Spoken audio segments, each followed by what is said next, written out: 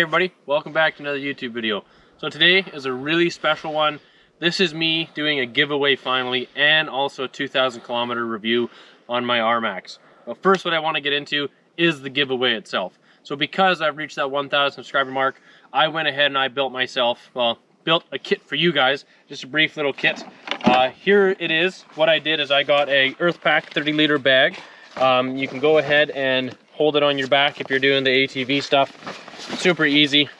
It's also not too bad. You can clamp it on so it can really hold on to you as well. And it's quite large.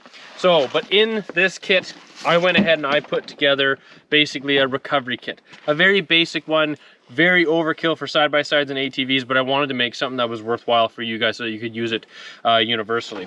Okay, I'm gonna go ahead and open this up for you and show you what we got in it. So first off, we have a soft shackle. Oh, almost lost the bag there. And no, I'm not giving the chainsaw away. So we got a soft shackle. It's got a ridiculous rating of like 17,000 pounds or whatnot. It's a synthetic rope style, very simple to use. All you go ahead and do. Some people don't know much about them. They're just entwined in there. What you do, open it up, and whenever you want to lock it onto something, you just go ahead and cinch it up like so. And it's not coming loose. And normally the idea of this is that it's easy to undo every time. All you have to do is just slide it.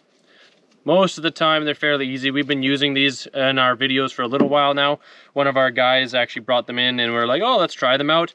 And so far we like them. This one's obviously like overkill, but I wanted to get something that's going to be strong enough for everybody. It also comes with a couple extra little socks just to keep it from fraying, and a little bag so you can keep it in it. Whether you use that or not doesn't really matter. Next, I have a little phone case so you guys can put your phones in it or whatnot, keep your phone dry. I have not tested this product, so I do not know how well it works. It just came with the bag, so it was kind of a little 2-in-1 package. So when I purchased that, it came with it. Give that a try. After that, I have what I like to think is the coolest item of this whole kit. It's a Ranger snatch block. It's a beautiful, heavy-duty, serviceable snatch block. You can grease it. It's extremely simple to use. You just open it up, put your shackle in here, put your winch line through it, and bring it back to the machine. It's got, as you see right on the front here, a max load capacity of 8 tons, 17,000, a working load of about 4 tons, 8,800 pounds. So, like I mentioned before, very overkill for what we do. But like I said, I wanted something that's we can almost use all around. So after that, I got a couple questions about how, like, wrapping winches around trees, and most of the time we try and prevent that with something like this. So this is a tree saver. I got an 8-foot, 3-inch wide tree saver. It's very overkill for what we do, but I wanted something that was nice and wide so that when we wrap it around a tree, it protects more of the tree and just keeps the wildlife a little bit happier. If we take a look right at the very front here, the maximum capacity of this is 30,000 pounds, I believe, in a basket form, which is most of the time how we use these around a tree. We wrap it around the tree in a basket. So this is a kit that, instead of buying an actual like worn recovery kit, I bought this one and pieced it together with some different different brands of parts because I wanted to personalize it for the stuff I use and the stuff I like. Obviously, the only thing that I haven't really tried out is this, but I know these other items are very good quality items and they work very well. But in order to enter for the giveaway, what I need you guys to do is I want you guys to leave a comment basically saying that you've subscribed and liked the channel, and then also leave whatever comment you like. So in order to know who wins, I'm going to give 2 weeks for this giveaway right here. On April 2nd will be the end date of all the entries. And what I'm going to do is, once you've gone ahead and left a comment saying that you've subscribed and liked the video, and whatever other comment that you leave, I will be taking your name into a random name generator, and that's going to tell me who wins, and I'll be showing all that as well. And then whoever wins, I'll be shipping this free of charge to wherever you live. I'll pay all the duties and whatnot as well. It's not too heavy of a package, but I'll get it into a little box and then ship it right out to you guys. Alright, so what I'm going to be doing now is I'm going to go into a little bit of a story about this and just kind of briefly tell you how I got into one of these RMAXs, why I decided to go with it, and realistically how I feel about it at this moment. Then we'll go over all the little tiny things later. So basically, I used to work at a dealership here in the town I live in, Campbell River, BC, and the dealership I had got this exact one in. They got it in, I seen it, and I was like, whoa, it's a big machine. It looks really cool. So basically every day from there, I came a little early, I rode the machine, and I, you know, just took it easy around the yard, got a good feel for the suspension. I like to see how well it would crawl up certain rocks and whatever, and I really wanted to try the crawl modes and whatever, but because it was still a brand new unit, I wasn't really able to just give her all the sauce because I like to break my units in a specific way. So after about a couple weeks, I went to my wife and I said, Kayla, I want to buy a side-by-side. We have one at Boatland. That's where I worked. And she said, well, here's the deal. We need to have a kid first. And I took that as, well, it's really not the answer I wanted to hear. So after about a week or so, the wife gives me a call when I come home, she says, and I'm like, uh-oh, I'm in trouble. She shows me that we got a positive on the pregnancy test. So it was an awesome day. I'll always remember it because, oh, we were so happy. And then at that point, I went back to work, talked to my boss, signed my name on the paperwork, and then I bought myself an RMAX. That's basically how I got into this. And when I came home after that, I told the wife, and she was like, I did say that you could buy one, but I didn't state how far along we had to be for the kid. So she was awesome. So thank you so much, Kayla. I couldn't be happier. This machine has been a blast so far. It's been an experience. But okay, enough about that, how I got it. Day one of me going for a ride. So I'm out going for a ride. I got my really good buddy Cody Miller with me. We're just jumping in the side-by-side. We load up, and then we're deciding we're just taking off the trailer. We get about 1 kilometer away from the truck, and what happens is we're going about 70 kilometers an hour, and the rear wheels just lock right up on me. So we're going down a really bumpy section of gravel road. Rear wheels lock right up on me, and the whole side-by-side starts jumping, and the ass end of it just almost kind of just comes right out from under us, and we almost roll it. Didn't roll it, luckily. And then after that, the rear wheels kind of unlocked themselves. We sat there and pushed the machine, and we could hear something funny. Obviously, there's a CVT kind of whine that you hear to it, but we didn't really, it wasn't that. There was a clicking noise and whatnot, so immediately I was like, oh no, my transmission failed. Immediately, it was at, I think, like 24 kilometers or 30 kilometers, right around there when the transmission failed. So really disappointing.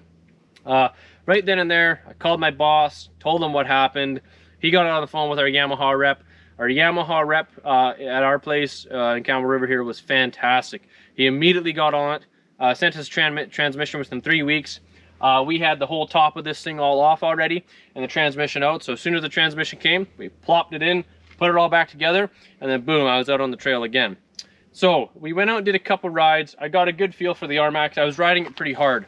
I was learning this machine, learning how it articulates and how it moves over certain things. Did my first 20-hour service on it, and then my next ride after that was my very first video that I put on YouTube, which for my first video, I look back at it and I'm like, oh, my editing wasn't very good. But for my first video, I've seen worse, but it's good. But that video was my first actual mess up that I had. I was crawling up a big hill. I took my carnivores off and I put some cryptids on it, and I was crawling up this big hill, giving it a lot of juice. Four-wheel drive diff lock turned over a bit. The front wheels came off the ground a bit, slammed on the ground, and I snapped, I believe, my right front axle, which was a massive pain in the butt. So that was a little bit of a winch out of there. Went back to the place I work, ordered a new axle, put it in. It took, I think, about a week to get a new axle, and it was fairly expensive. But from that point on, I have not broken another axle on this machine. They don't click, they don't make any noise. Other than that, my only other issue that I had with it is my output shaft seal on my engine itself started weeping a little bit. So because I don't work at the dealer anymore, I took the machine there, and they took care of it right away for me. They got the seal put back in it, a new seal, and then they also checked the joint itself to make sure it wasn't grooved. Everything was all good. That was pretty recent, but other than that, the only other thing that I've had to do to this realistically that's not maintenance was my tie rod. I was going pretty hard in this one area, and I bent the OEM tie rod, which basically everybody has done on these RMAXs if they ride pretty hard, but I wasn't too concerned about it. I knew it was going to happen. It was the weak link of the whole steering system. So I went ahead and I moved forward. I tried to get an OEM one, but I couldn't do that. When I bent the OEM tie rod, I couldn't get an OEM one. They were just a Never Never Land back ordered. So I went and researched all the aftermarket brands that were available at the time, which the #1 at the time, and I believe that still is, was Weller Racing. So I researched the heck out of all their stuff, and I was like, they seemed like they're a very high quality place. I'm gonna go with them. So I went ahead and ordered them, and actually I did a video on the install of these.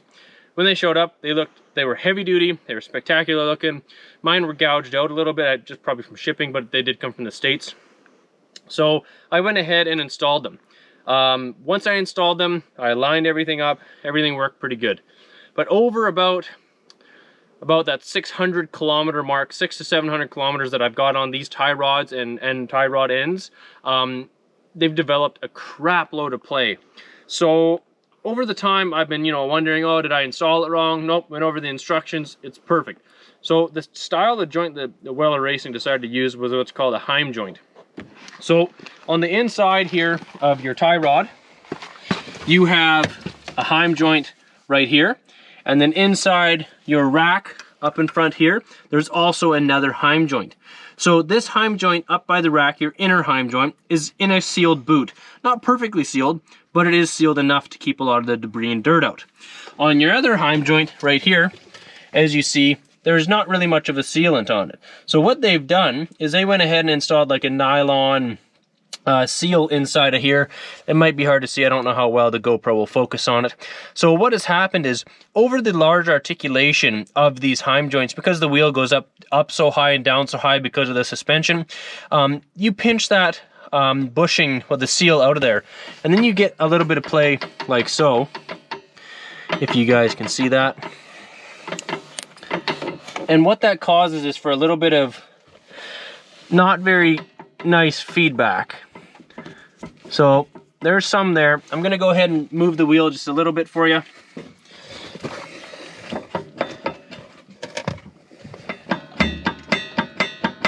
So all that play right there is just due to that Heim joint. So because I have worked in a repair shop for a long time, I went ahead and called Weller Racing and I asked them. I sent them a video. Well, actually, I sent them an email first that they never got back to me for I don't know, about a week, maybe five to 7 days, and they never got back to me. So I went ahead and called them. I said, hey, I sent this email, and here's the video of what these are doing. The lady that I spoke to put me in contact with one of their service reps for these units and whatnot, and I showed him, and he told me that basically they're gonna have this play, that that's normal. That amount of play happens with them. It's because of the Heim joint they decided to use. And I said, okay, well, for my opinion, that's not okay at all, one bit, because that just provides a horrible feedback through the steering wheel, which I'm not okay with. So I was like, okay, well, can you guys send me new ones or help me out or what? And they basically were like, nope, that's exactly how the units are supposed to be, those Heim joints. He even said that his own personal unit has a little bit more play than I do. And I was like, well, I've only got 600 kilometers on them. Like, this doesn't, that's not right, man. And they said, that's how it is. There's nothing we can do. So I said, okay, well, if that's the case, then so be it. But me saying that, everybody, I do not want to talk anybody out of purchasing any Weller Racing products. They do make a superior high-end product. And one thing that the gentleman told me on the phone, he said, we do not guarantee these won't produce play. We guarantee that those tie rod kits are not gonna break. And so far, I've beat the snot out of them. I put 32, heavy 32s on it, and I've turned and hit tons of stuff, and I've never bent that at all. So I will give them that. They are a tough unit, but that play is absolutely not okay with me. I purchased a very high-end unit that I wanted to feel good. I feel it through my steering wheel, especially when we're doing the low, slow crawling, or when I'm just trying to do four-wheel drive diff lock, little small turns, you get a little bit of shimmy. Because both of my sides are doing it, so I'm not too pleased about it. A gentleman online through my YouTube channel actually reached out to me and mentioned that he would love to build a custom tie rod. So my OEM one that I had that I didn't bend, I went ahead and I sent it to him. He's gone ahead and designed himself a new style, a whole new design that he's sending back to me, and I'm going to try all it out. What I'm going to do is, if I try it and I'm really pleased with him, he's going to pretty it all up, make it look awesome. And then once I give him the seal of, let's say, approval, I will let everybody know where to find him, where to get them, and how good of joints they are. Because in the end, this tie rod from Yamaha is designed to be the weak link so that you don't damage further components for the whole machine. So I would say the best possible thing to do is stay with an OEM style, so that in case of bending it, you just go ahead and throw a new rod on. Because if you keep big heavy duty components like this, then you could damage the more serious component like your rack and pinion or upwards of your steering shaft or whatnot, and that could lead to more issues. But at the time, I wanted a heavy duty component just to see, and obviously for me it hasn't worked out that well. But like I said, I'm not trying to talk anybody out of buying their products, because I'm probably going to be also getting the Weller Racing Tune in the future. I don't know whether I'm going to get it from them, an ECM flask or a dyno jet. Haven't decided yet. That'll be for you guys to wait and see in the future.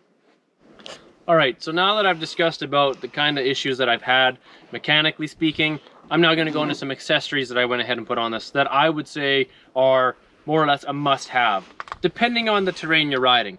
So after I got the new transmission in and we decided to go out, it was snow season last year, about probably a little more than a year ago. And I had the factory OEM plastic windshield in the front, the poly, I believe, from Yamaha, and I got that with the machine when I bought it. I had that, I expected it was going to be enough. But what happened is the snow would hit the front windshield, would go right over the machine and just whirlpool right in the back. And basically all that snow went down one of my buddies' backs and mine, and we got soaked. And it was like we were dressed in snow gear, like we were ready for what we thought would be like an ATV ride, but we ended up becoming this whirlpool. And then all that snow went right over the top, into the back, and then covered the whole front windshield. We were basically like snowmen inside the whole machine, which was a massive pain in the butt. It was very cold, but we learned our lesson. I immediately went ahead and ordered this Super ATV tinted back window. So this is one of the first modifications if you take a look at it. It's slightly tinted. It is very scratched up. Just that's the nature of the beast. We go through a lot of stuff. As you see, I got my Island Mudslingers logo on the back. We got a little bit of Super ATV stuff over on that side because I like to represent their stuff. And we got Nanaimo Dirt Devils. Go check these guys out on Facebook if you want to be up to date on any local rides here on Vancouver Island. So once I did that, when I purchased the RMAX, I already had my storage box ordered. It was part of the whole deal. So it finally showed up months after I bought the RMAX. So this, I would say, is an absolute necessity.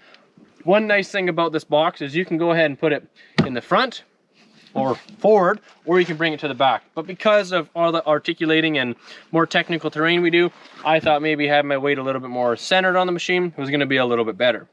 So basically, after I went ahead and I started riding more, I had my two windshields, I had my rear box. Then I said, you know what? I really think I need bigger tires. So the way it started is my machine came with Carnivores from the day one. You know, they're a really good tire, but for this machine, when I had it all kitted out, it's like 1,850 pounds wet. Oils, fuel, whatnot. With me in it, it's over 2,000 pounds. With a friend in it and all my gear, I'm 21, 22, 2,300 pounds, depending on all the stuff. And now just so everybody's aware, I never went and weighed all this stuff. I'm just using that number because that's what it says on the site. And I believe this was around that 1,850 mark. So I said, I want a little more ground clearance. So because of all the weight, I was getting bogged down. So I went ahead and I bought, well, first I went with the Cryptids after my Carnivores. They were great brand new, but as soon as they started wearing on the edge, I lost the bite. I got rid of those, passed those on to somebody else. Then I went ahead and I ordered these tires here. So these tires are a System 3. You might be able to see it here. A System 3 off-road tire. They're called an XTR 370. They're 32 by 10 by 14 in diameter and height. And they're a fantastic tire. I really wanted a tire that was going to be like the best of both worlds, and I really didn't know what to go with. But when I looked up all the tires, this tire just seemed exactly what I needed. It offered everything I wanted. More of a square platform, softer ride, still nice large side lugs. It was an 8-ply construction. It's almost what I would say, what I'd call a run flat, meaning you can almost run it with no pressure, and it's very tough. I think I run my RMAX at around 8 pounds of PSI in all 4 tires. That just gives me the ability for my tires to really grab the rocks and the terrain to pull me over it or whatnot. But so far, these tires, I would say that I've got about around that 400 kilometer mark on them right now. They're wearing really well. I already did a rotation on them. So because this is the same width front and rear and same rims front and rear, you can just go ahead and swap them around whenever you want. And then you get much longer life out of the tires. My my cryptids that I had, doing the higher speed stuff and the rocks, I couldn't trust them. I didn't have that reliability out of the tire like I do these. These tires hug rocks like no tomorrow, in my opinion, compared to the cryptids. So I really needed something like that. And the 32s are really nice. I'm thinking of doing quite a bit of more modifying to this machine. And when I do, I might even be going a little bit bigger to a 33 on a 15-inch rim. But we'll wait and see if that comes to that. So once I got these tires, a big question that I got was, did I tune it? Did I change my clutching or whatnot? And I haven't done a single thing. The engine is extremely bone stock. I haven't even done the little block off plate. I've done absolutely nothing to this engine at all. And the clutching is completely stock. So when I went to a 32, I did lose a little bit of the sound as well, the in-cab noise sound that a lot of people were complaining about. In my opinion, it's a side-by-side. With a mid-engine, it's going to produce a little bit more noise. The only tiny thing that I've changed on this is I changed the spark arrestor. The spark arrestor, the OEM spark arrestor that I had was great. I just wanted a little bit more of a growl to it. So the RMAX looks awfully mean right from the factory floor in my mind. The only thing it was missing was that bark. I wanted a little bit more noise to it. So now you'll hear me coming before you see me just because of this.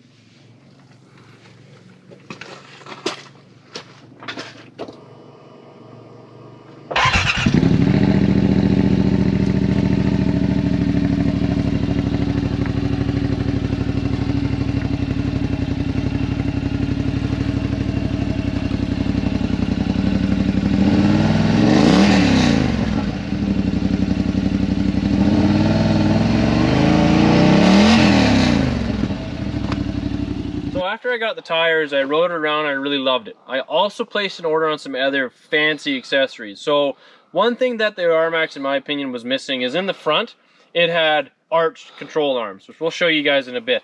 But the rear were an arch. So I thought that was very silly of Yamaha to do. Why make it party in the front and work in the back? I understand that it can tow and haul cargo, but they could have still made a very heavy-duty arch control arm. So I went ahead and I went to Super ATV on Reveiw, and I ordered the Super ATV arch control arms. A lot of questions that I got about these were, how do you adjust your jam nuts? I got a hold of Super ATV, and they're pre-adjusted out of the factory when they send them to you. One of my jam nuts were actually loose, so I just went ahead and measured and thread count them to one of the other ones. Another question that I got was, well, did it lift your machine?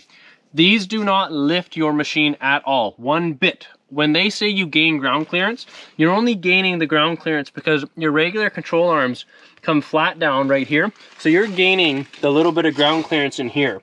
You're almost making it more flat in this area. When the factory control arms come down on such an angle, you hit stuff right in here where my hand is. When on these ones, you now have it a little bit higher. They leave everything else to be the same spec so that the machine isn't lifted. Because once you lift it, then you change your axle angles too heavily. So once I went ahead and installed that, both of these modifications were all in the same video. I went ahead and I added the Schmitty Racing springs. So if you take a look at the Schmitty springs, so they're what's called a true dual rate spring. You'll notice up at the top on the front, on the top spring, there's what is called a crossover ring, and that is fully adjustable so that you can actually change the whole suspension setup itself. I went ahead and I installed the suspension according to Schmitty Racing. Another bunch of questions I get about them is that I get the medium or heavy duty rate. I got the medium rate just because I like to think I don't have lots of weight in the machine, but I realistically do. Another question I get all the time is, oh, well, what about your axle angle? You changed it so drastically. In my video, I may have stated it was a lift kit. It's not a true lift kit. So the whole idea of changing your springs is you're not extending the shock body itself. The shock body on these RMAXs, let's just say, goes up to 24 inches, and you cannot change it. So no matter what kind of spring you put in it, you're only going to get a maximum of whatever that shock body is. So when I put this in, yes, my axle angles have changed when I'm driving it, but when I'm in certain angles of articulation, the way my wheels leave my chassis is not going to be any farther than what it would be stock. That is the whole idea of changing your springs. These springs did lift my RMAX quite a bit from factory, which the ground clearance helps a lot, as we all know, but it's not my initial reason why I wanted to get them. The reason why I really wanted to get new springs was because the factory QS3 Fox podiums, or I think they're the podiums, I forget now that I haven't worked on them for a while, they were a very nice soft spring, but the one thing that I didn't like the most is when you were doing fast corners, it had so much body roll to it that it almost got uncomfortable for my passengers. And I know the RMAX isn't necessarily the fastest machine out there, but it still goes all right. Another big concern that I had was the amount of bucking when you were doing little bumps or whatnot. A lot of little bumps, and the machine would buck so hard, and it was very uncomfortable to be in for long periods of time, so you had to go really slow over that stuff. These springs have made a massive difference for body roll and the amount of bucking it does. I believe one of my videos, I posted it in there as well that you guys can take a look at, and you'll see overall, this right here is a must-have on these RMAXs. This suspension setup to me is amazing. Another big concern I got was because this is an A-arm system, not trailing arm, when you lift an A-arm system, your wheels get sucked in. But because when I lifted this, or put the spring kit in, I had much wider tires, it basically brought me back. I'm actually a little bit wider than a factory stance because these System 3 tires are measured very wide, and I liked it that way. So basically, I'm sitting a little bit wider than a factory machine, but I've also got about that 17-18 inch ground clearance mark, which is fantastic and helps hugely. In the future, one of the modifications I might be looking for is to get the front arch control arms through Super ATV as well that move my wheels 1.5 inches forward, just to help with the wheelbase of the machine, because this wheelbase of this machine does make it a little bit of the problem for the bucking or whatnot. Same with being a control arm system. Into the cab and whatnot, and then they can also help keep a lot more areas clean, and also help us way up here. It's completely open, so it's not covering the area that you really wanted it to, because like that should be, in my opinion, covered too. So a couple other modifications that I went ahead and did is I went ahead and put synthetic rope on it. So you can't see it very well, but I got blue synthetic 1/4 inch AM steel rope. I believe it's rated for about 7,400 pounds operational working load, but I don't really want to test that. Obviously, if I were to snatch it, then I might be using that ability. But the machine in that weight category, hopefully it's not, depends on how stuck I get.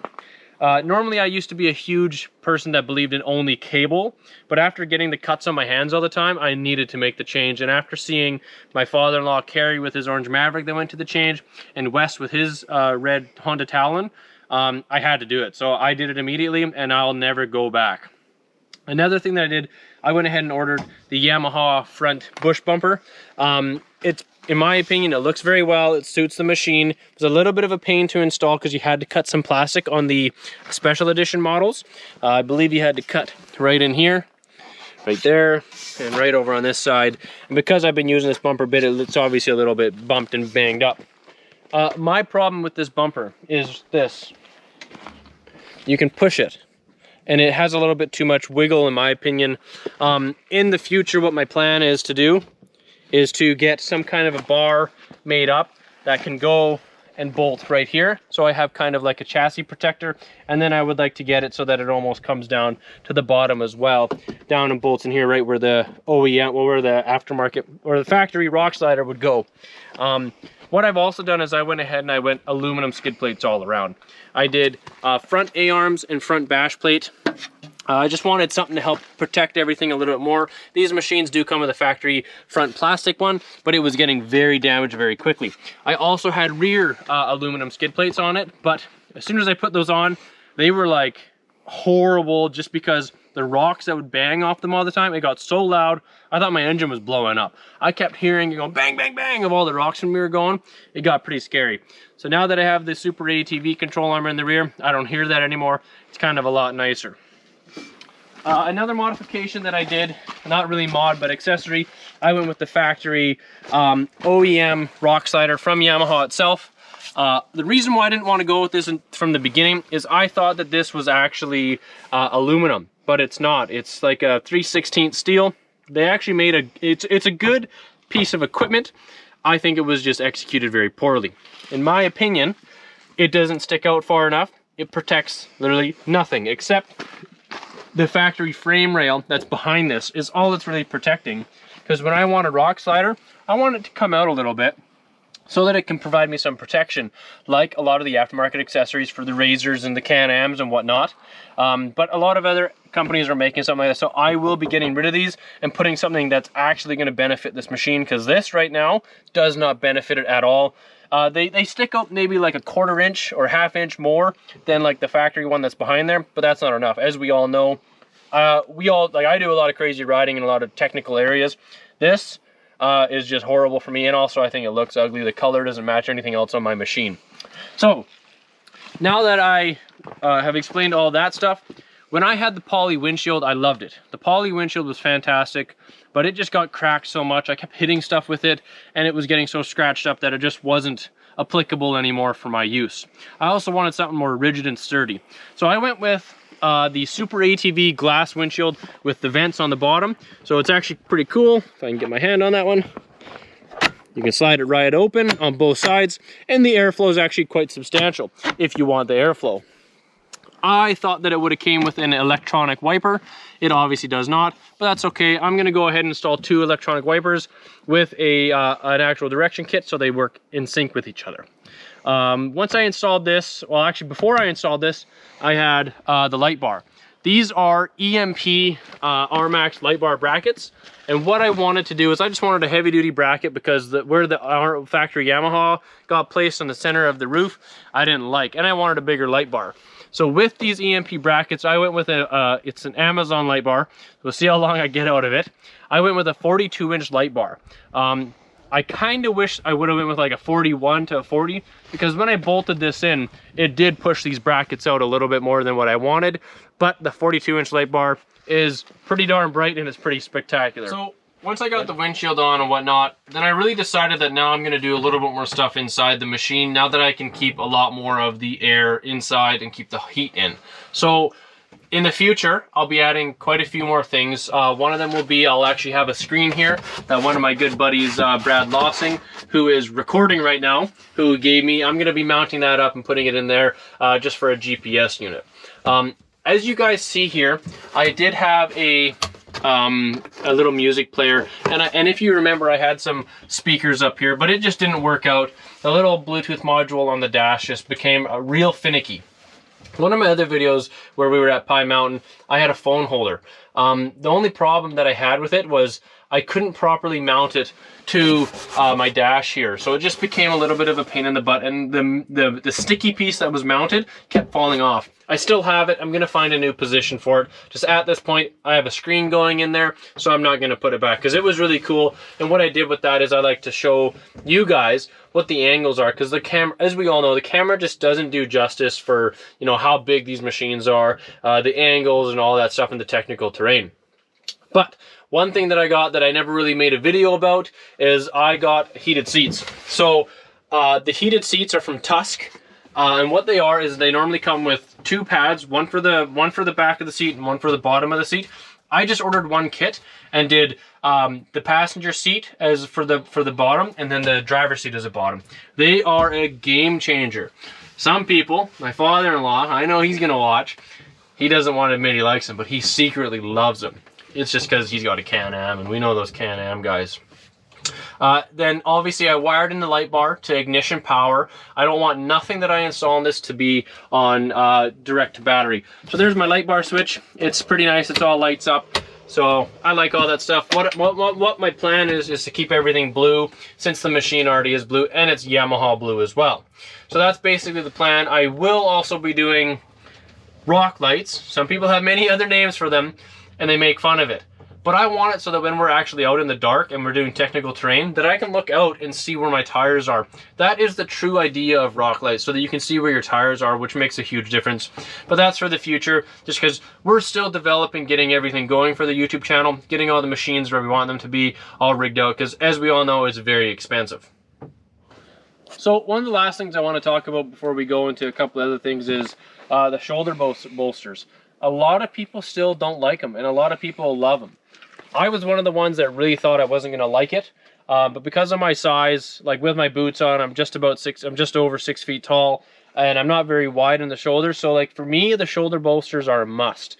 This is something that holds you in the machine a lot better due to the way you sit in the machine. Because in these RMAXs, you sit very straight up and down in them, and that's just the design of it. When you're sitting in these, you rely on the shoulder bolsters or the seatbelt. You could put a 5-point harness in or whatnot, but then you also get a much better approach angle, unlike a lot of the other brands that when you're sitting very low, you then don't get a really good approach angle. But now we're going to go into some damages that I've done that weren't because of the machine necessarily, that were more just because of my very bad driving. So as you see, it's very scratched up. Like, this thing is scratched. We do a lot of terrain all over the place, and especially if I see another machine go down it, I'm not turning around, I'm going through it. But my biggest one yet to date is definitely my front right fender. You can just look right in there and it says hi. So what happened was I got wedged in between some trees, and basically it was very snowy. I got off the trail and I went off. I literally got right into a whole bunch of trees, so it was horrible. We tried to wiggle out, basically slipped right into it, crushed the whole fender in, damaged it all up here, broke all of this. So a new fender's on its way. I've also reached out to another company to potentially do a wrap. Yes, I know the wrap will get damaged, but at least for a time it'll look nice. These holes here were from the actual window itself, the old fold down window that used to be here. I'm not too worried about that. I'm just going to put a little black hexagon bolt in there just to cover it up so it looks a little better. I do plan to get a new fender, as I mentioned, but they're just extremely expensive, just like most Yamaha plastics are very expensive. Normally Yamaha plastics last quite a while. But okay, so what I want to do now is I kind of want to give you my honest opinion about the machine. So basically, I've been working on all sorts of brands for many years now, and I do love Can-Am, Polaris, and I do love Yamahas. I'm more or less a Yamaha, like a diehard Yamaha guy, just because I see how strong they are and how long they last. They're a very long-lasting machine, and Yamaha has always been a very good company to back their product. Like the Rhino years and years ago when the big lawsuit happened, you know, Yamaha ate that for the whole industry. So this is finally Yamaha's first big attempt at making a real good off-road utility sport machine, because when the Rhino got produced, Polaris and Can-Am and all the other manufacturers jumped on that wagon. Small side-by-side, big horsepower, and it took off this whole industry of these awesome side-by-sides. Yamaha, very slow to the party. As we all know, their first YXZ that came out didn't really do the best in our terrain here in BC because it was a dune machine, a 3-cylinder standard machine that was dune. And I'll admit, I rebuilt transmissions on those YXZs, and I did the gear reduction kit to a couple of them actually, and it made a huge difference. But I didn't want a YXZ. I wanted a CVT transmission, not a manual transmission like the YXZs, so I chose this. Like I said, I took about a couple weeks to decide to get this, and man, am I happy I did. This machine comes with a factory front diff lock, 2-wheel drive, 4-wheel drive, and diff lock. All 4 wheels are locked right up. There's no limited slip, there's no nothing. It's locked. Unlike we know when you put your Can-Am that has Visco lock and 4-wheel drive, you're crawling up a hill, all you hear is grrrr, and then you lose complete momentum, and then the diff says, yeah, I'll lock up, kunk, and then it locks up, and then you've lost all your momentum. So as we all know, that's a massive problem with the Can-Ams. But luckily for our one Can-Am rider, Kerry, he got rid of that hunk of junk and went with a Super ATV pin locker. And everybody who's installed those that might have bad reviews about them, be careful how you install them. There is a special piece that you either need to Loctite in or take it right out. It can cause problems because Kerry's did the same, but he caught it in time. But back to this. I'm not going to say that this is better than a Can-Am or a Polaris. I'm just going to say, for me, I know this machine well, I keep it very well maintained, and I know that when I leave my house to go for a ride, that it's coming back the same night if we're not staying out. Because I keep this thing very well maintained, and I know this machine very well.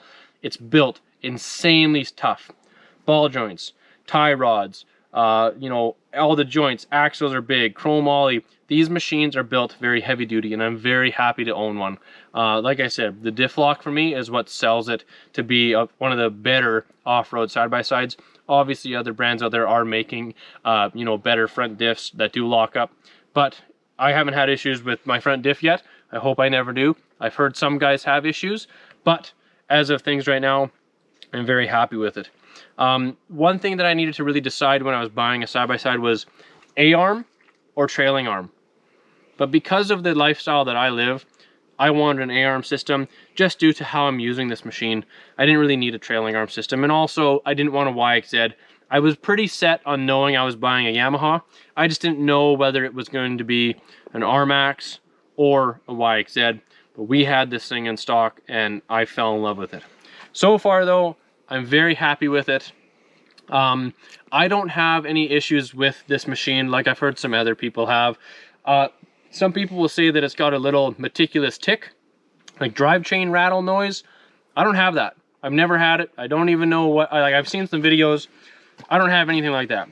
What I have with mine is I have like a backlash. So when you're going and off the brake, off the gas, or say in sport mode, when you should be in trail or crawl, you get you get a little bit of gear smack. So that's a little bit of noise that I hear that's very frustrating, but it's the nature of the beast. Most machines do it. Like it's something that they all do because of our drive systems. This has a really good engine brake that also starts doing it with that. Basically, I'd say that's what sums up this machine. If you're looking to get into something that's strong, durable, has a good warranty, has a great company backed by it, and has a huge like name of reliability, RMAX, Yamaha, whatever Yamaha product normally are very good. I'm not going to say that, like I'll say that about the other brands as well. You know, Can-Ams are very good machines. We have a couple with us. We also have a couple Polaris guys, and they all do fairly well. We all have a couple small issues, as most machines do, but this is something that I wanted to try because I wanted to try something new. Everybody's got Polarises. Everybody's got Can-Ams. You don't see these machines very much. They're becoming a lot more popular.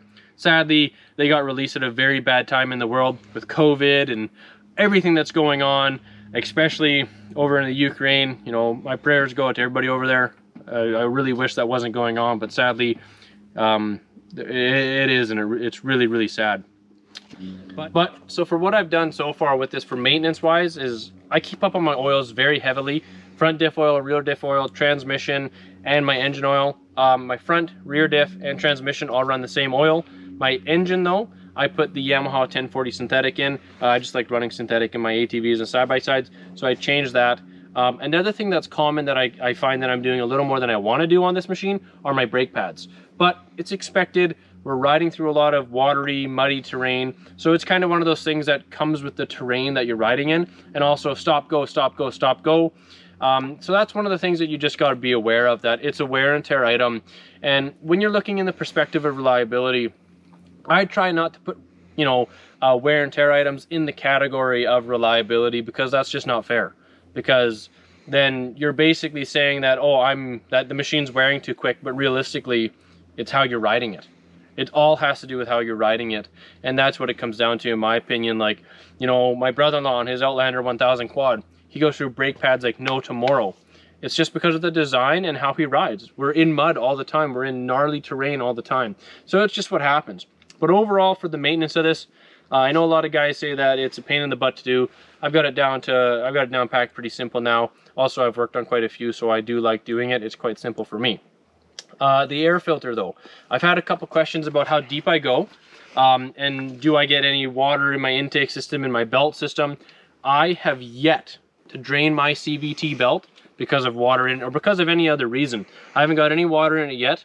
The intakes for the belt and the engine are up in the front, basically right up here. So, and then the exhaust for the belt, where it's pushing air out, is right underneath the bed basically.